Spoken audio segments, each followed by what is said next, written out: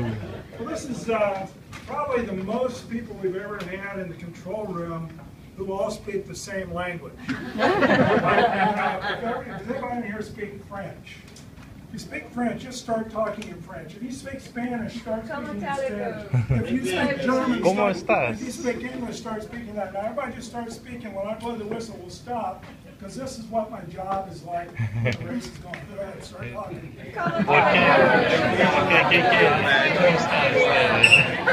Okay, now while that's going on, I'm trying to listen to the radio and hear like 40 flaggers are telling me it's happening out on the track. I got an advantage. There's 44 cameras out there, and we can see around the whole track. Each one of these cameras is hooked up to a disk drive in the room behind me, and it's continuously recording. And as an event happens, what happens is somebody on the course calls that in. So this morning, or let's see, this would have been 2014, August the 13th, when More Speed was here, so they were practicing. At 10:52 out of turn 19, we had a great portion off the track. So that gives us a written record. Now, during the race, there's also somebody hand logging that. How that would be logged, that would be in the time, it would be in the turn column, and we're all quality, right? So we have these little checklists. We have a turn column, we put right in 19. And then this would have been car number, color. So it might have said 96 gray. Instead of writing out gray, we're going to just write 96 GY. To distinguish from GM, which would be green. And then we're going to say off track and continued, that'd just be abbreviated OTC. So what we try to do is coach our corps marshals to tell us in 6 syllables or less what happened out on the track.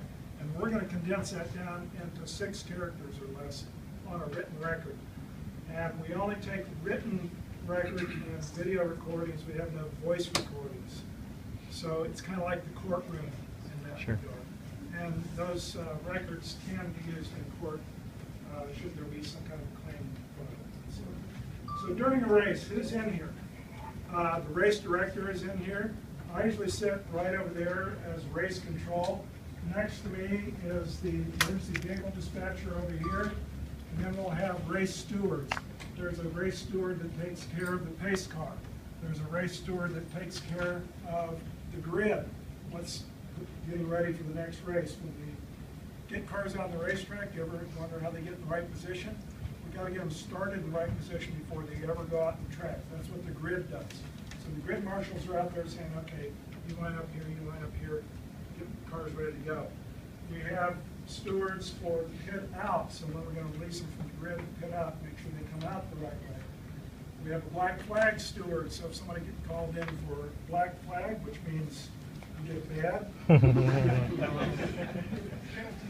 couple of ways that we show the black flag. There's the threatening way, so the way your mother would do it. And then we have that's called the furled flag, and then we have the open black flag, and that's if you really did a bad screw up and you need to come in the pits, and you've got to talk to the black flag marshal. And the black flag marshal, sometimes he's out there, sometimes he's in here, and if it's a pro race, they just tell the driver on the radio, you're going to do a drive-through, or you're going to come in and we're going to hold you for a certain amount of time. So the disciplinarians for the race are in here. The race director is in here.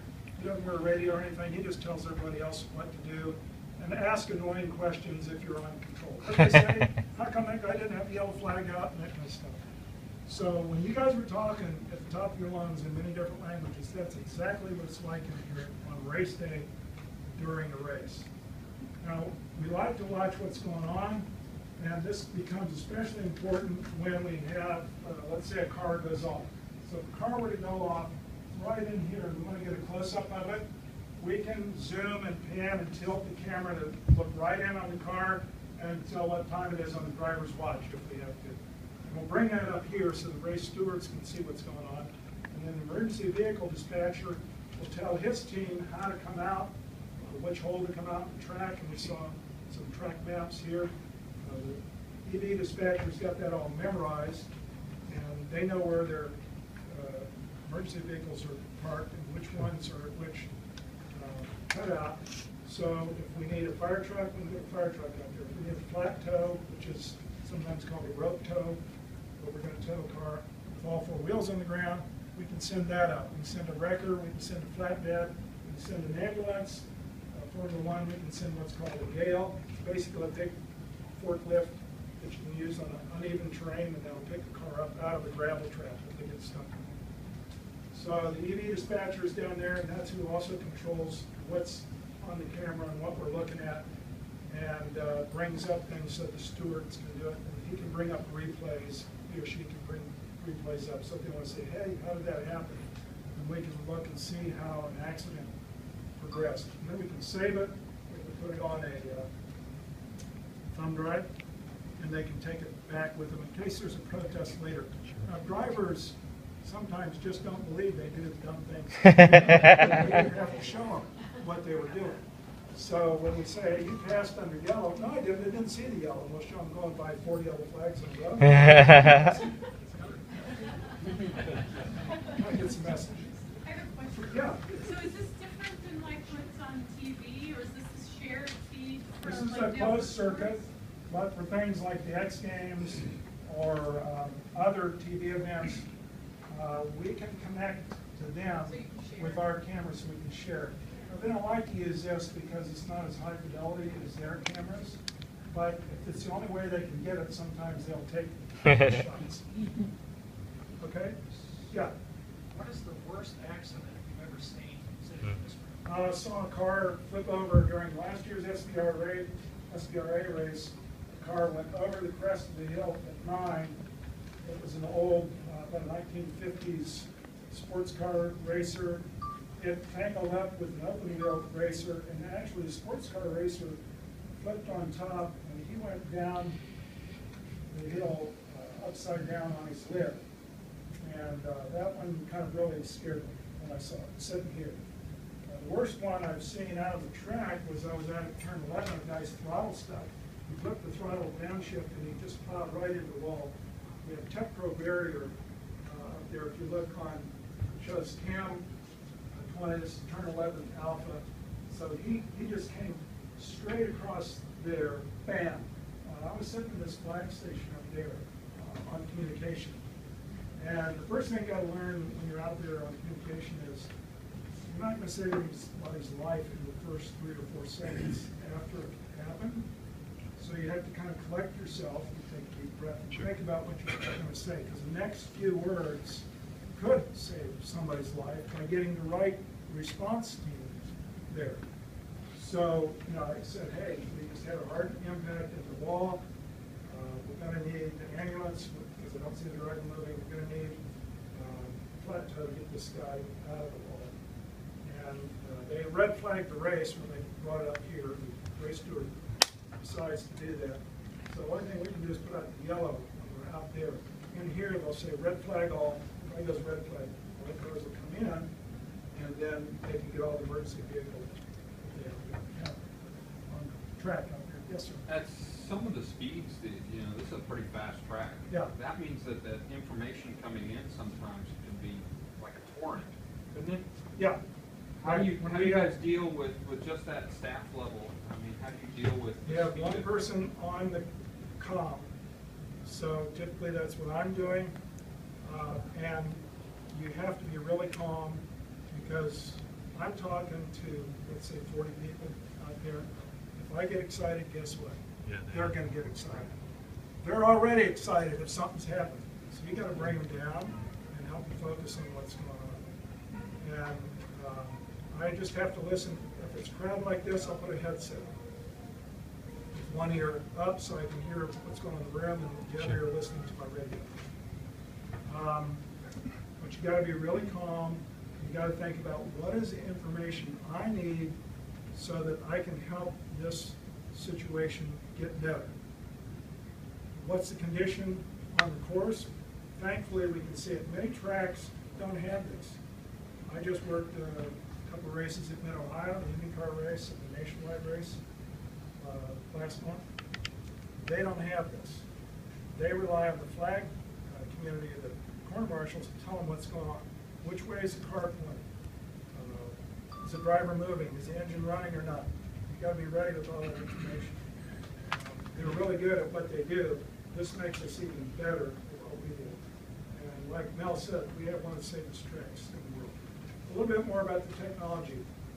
This is a Secura DigiLive system that was put in at the request of Formula One, again, to make this a high-tech track. Some things you can't see is around the track we have weather stations. We know the wind velocity and ambient temperature at about 12 to 16 places around the track. We have temperature sensors in the track itself, so we can tell if it goes below freezing. Last winter, we had a guy renting the track, and in their contract, there's a clause that says, due to inclement weather, you don't have to pay. He says, I can't go on the track, it's too cold. I said, how warm does it need to be? He said, why? I said, I can tell you how cold the track is. Hang out. So they knew they're going to have to pay. But we don't want them to be out if it's unsafe. Sure. So there are temperature sensors in the track itself. Below 32, we just said, yeah, don't go out. We didn't want to go out generally below 40 because it's hard for them to get their tires warmed up to get enough grip, and they were worried about that. If they just take it slow and build up, they'd be okay. Other technology, there are 14 scoring loops around the track. Each car has a transponder in it, which is a little transmitter. With the scoring loop, it's an antenna. As they go over the antenna, it records that car went by at the exact time that it goes by. Now, how does it know the exact time? Well, we have a master clock, which is tied to that clock up there in the upper right corner. And that's on coordinated universal time, so it's all synced up. And there's two loops, so we can see how the signal climbs up, and then it comes back down, and they take it when it's right at the peak. So that's when the car is over that. Now, the smart driver puts his transponder up in the front of his car. The idiots put it somewhere because you could be being passed and actually be ahead, Sure. transponder. But the stewards use that to see if there were passes under yellow, if somebody's slowing down, maybe has a problem, so they can help us watch that. So we have a lot of technology here to get the job done. Yeah, David. Did you ever have technology failures, and do you have enough manual things to fall back on to get without the Yeah, the manual thing is a person. Obviously, we have people in the flag stands out there. We use a secure digital radio, so if you came up with a scanner, you couldn't hear what we were saying because it's digitized, and only CODA has the code to that. So normally, we're relying on when I'm here, I'm relying on what people are telling me, and then I would look here. But sometimes you'll have things like it'll be raining or foggy, and the lens will fog up on camera, so you can't see. Sure. You've got to rely on the people. We've had lightning strikes where cameras have been out for a few days. But technology in general is very good, and when it's bad, I have a speed dial for my technology guy, and he comes over and fixes whatever needs to get fixed or tells me it can't be fixed, and then you have work. So yeah, good question. We also have a landline in every flag station. So we have landlines, we have digital radio, and I usually have everybody's cell phone number if I need to contact them that way. And then there is a landline telephone here. We also have a PA system. We can make announcements to the product that we get in this building if we need to get information. One more question, then we're going to finish the tour.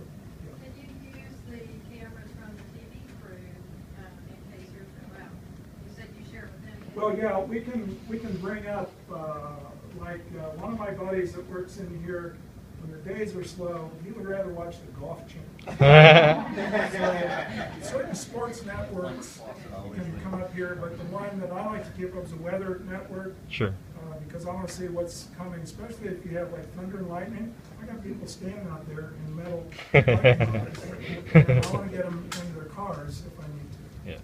So it's safety first, and we fight boredom later with some other tricks. Awesome. Okay, let's get on to the buses, and we're going to see